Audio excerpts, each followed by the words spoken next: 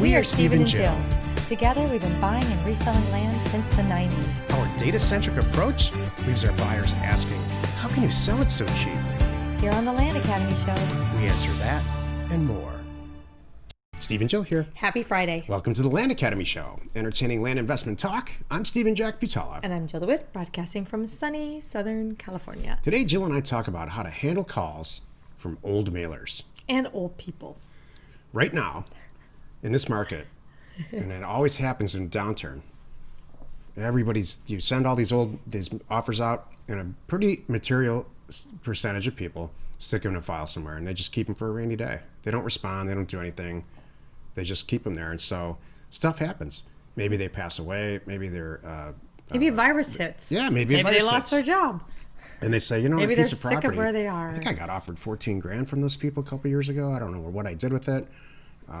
I'm going to go dig for that, where they keep it in the same files they keep their tax bills. Mm-hmm. We're never going to use this property. We bought it 10 years ago. Dad bought it 25 years ago. Let's just turn it into cash. Yep. That's what this is all about. Yep. Jill's an expert at converting these old mailers I'm getting these calls into money every day. Yep. It's awesome. Before we get into it, though, let's take a question posted by one of our members on the landinvestors.com online community. It's free. Joey wrote, "Hello, all pro members. We have a seller that needs to sell several thousand properties. We have years and years of experience in single family, but don't have the transactional experience or capital for this, and are looking to partner with someone who does a lot of volume and has extensive experience and a team in place to make it happen. The properties are in different entities in different counties in X state. Hit me up if you've got what it takes to love to work together to make this a win-win for us." Joey. There's no question here, and I already responded to this person. Cool. Because this is right up Like our alley. Call Jill. She's got time. I gave him I'll review the deal first before it gets to you. Okay, cool. Because it's going to be a lot of work. Okay. Like, this can take days to analyze these deals, and again, But it's profitable. I'm hardwired to set up for this stuff. So there's no question here. My point is this: this is what happens. You know, in the land business, you can hit home runs. This is a home run. Mm-hmm. I can guarantee you right now, we will make an offer on this. It will be a win-win for everybody involved. And specifically Joey here and us. Yep.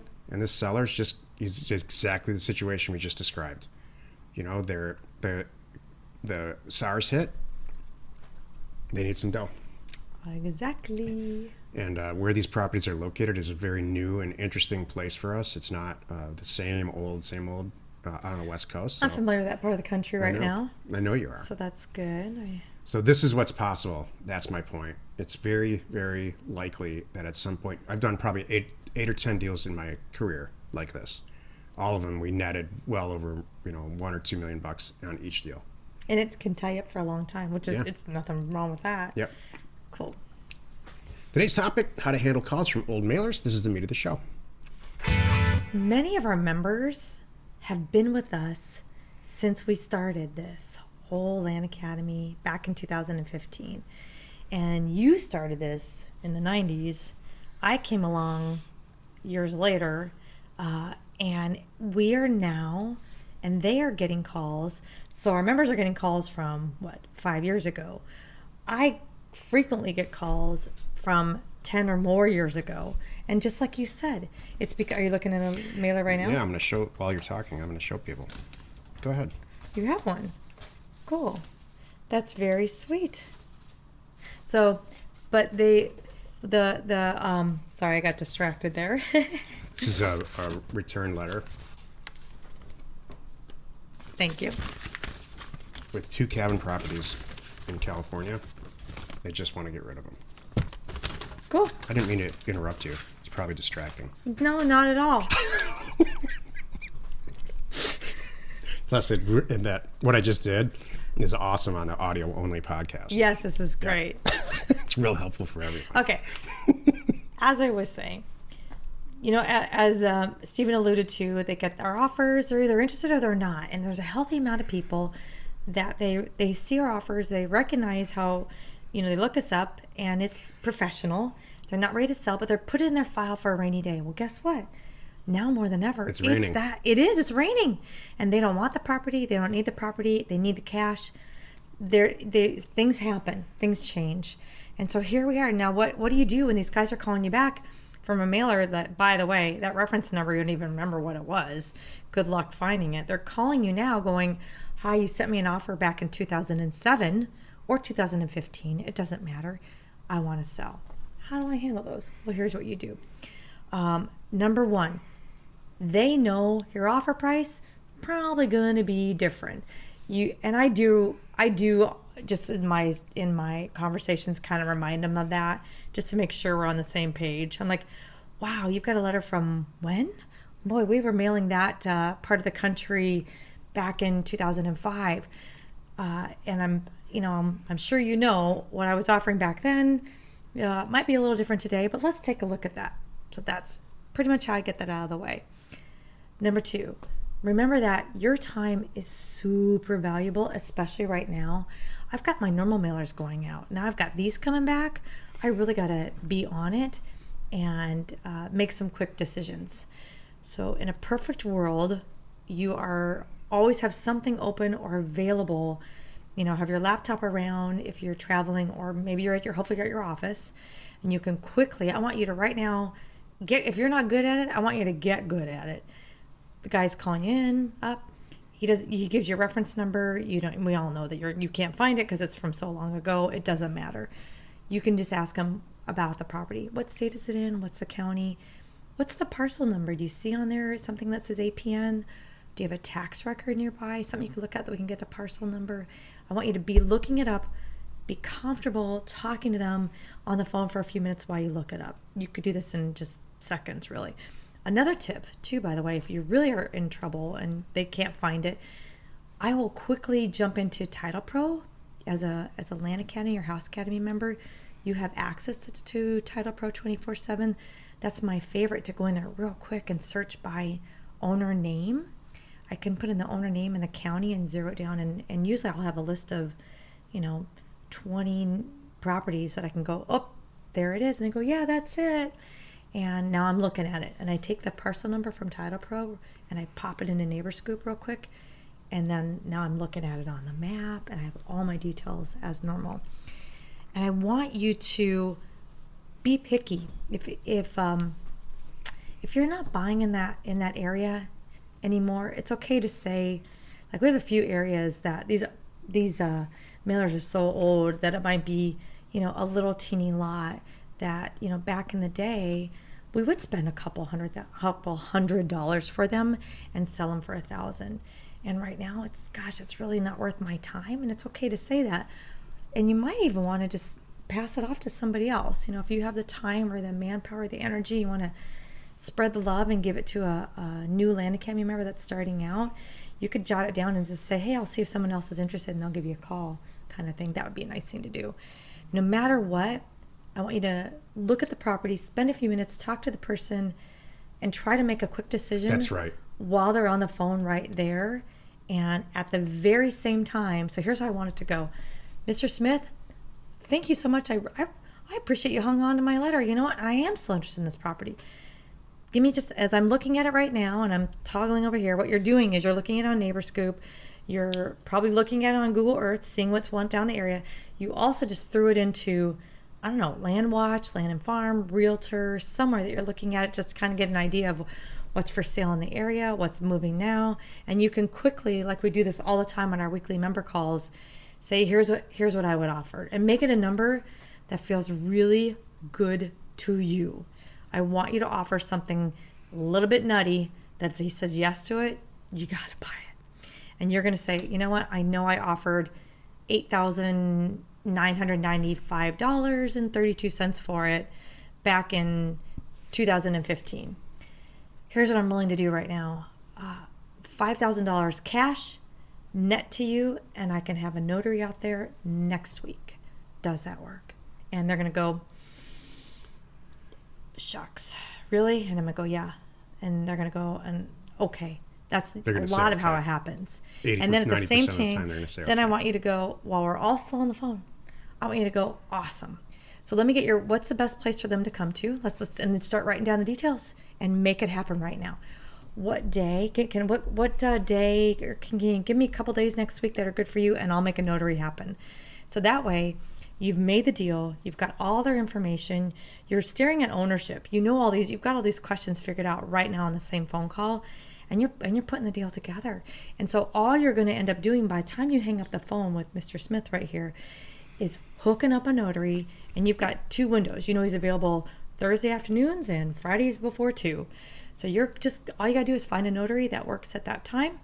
And the only phone call you're going to call back is in a couple hours or the next day saying, all right, here's the deal. I've got this notary's going to come to your house. Here's when he's coming. They'll have the deed ready to go. I'm just confirming you want the cashier's check in this name. And I'll take care of the rest. Here's what you don't want to do. Oh, hi, Mr. Smith. Thanks for calling. What's the APN? Okay, let me find something in my purse to write it down. 1 second. I'm in the grocery store right now. Okay, I'm going to take a look. Can you email it to me? I'm really busy and I can't, and I'm going to call you tomorrow and let you know if we want to do the deal. That's just, here, I've been in, if you're in a situation where you can't write anything down, which is all of us all the time, or you're in the car or whatever, have a canned speech that goes like this. I'm a huge fan of these canned speeches. Oh, thank you so much for calling, Mr. Smith. I do remember sending that letter to you in 2005, and we sent a lot of letters out, and I appreciate you calling me back. We want to buy a property, or I wouldn't have sent you a letter.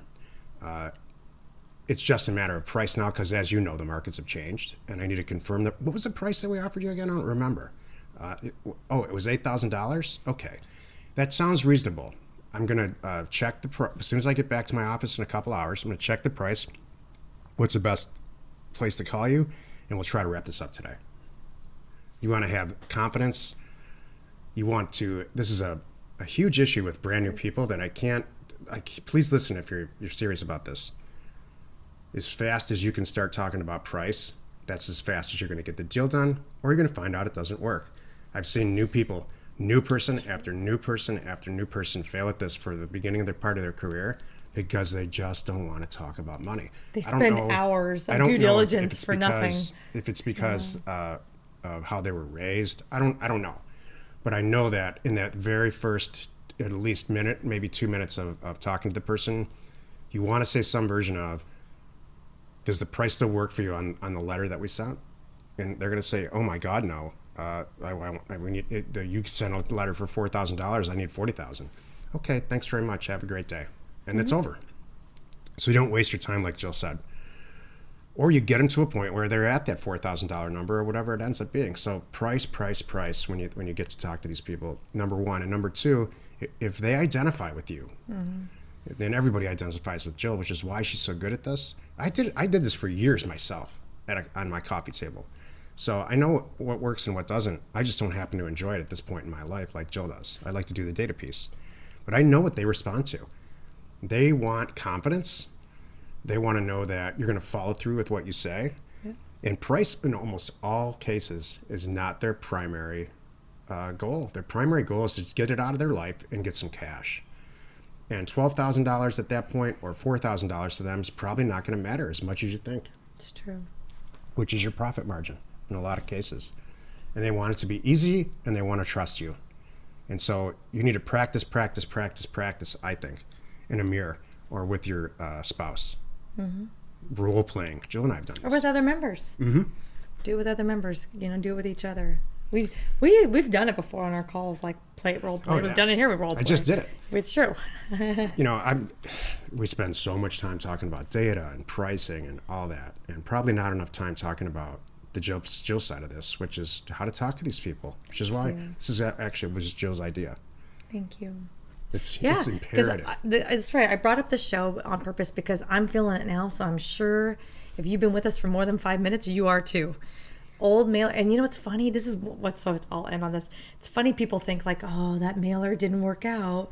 I didn't get anything out of it. Well, guess what? Now it's working out because the mailer you sent 3 years ago that you think you goofed up, they're calling you back. How do you track that? Because it happens. Yeah. It's good. I mean, that's never hits our statistics. There's no way to track that. It's happening. So just be ready and make quick decisions. That's my best thing too. Happy you could join us today. Every Monday, Wednesday, and Friday, we are right here on the Land Academy Show. Join us Tuesdays and Thursdays over on the House Academy Show. Next week, join us on the Land Academy Show for another interesting episode. You are not alone in your real estate ambition. Craziest 2 months of my life. The last ones? Yeah. With the SARS and the looting. What's next? Like, are aliens going to land? I'm waiting I think zombies. Zombies. I'm voting zombies. That's what I think is coming. What if there's like a third stage? So if you get the SARS, then you get the COVID, then you become a zombie. Only a certain percentage of people. Right. See, it could happen. Mm-hmm. They're testing for zombies right now. We have to make light of this. It's a very, very serious thing. I know. We're not insensitive people, but we are joking around a little bit. We don't mean any harm to anyone. No, we really don't. But it's our way of coping. The Land Academy Show remains commercial free for you, our loyal listener. So wherever you're watching, wherever you're listening, please subscribe and rate us there. We're Steven Jill. Information and inspiration to buy undervalued property.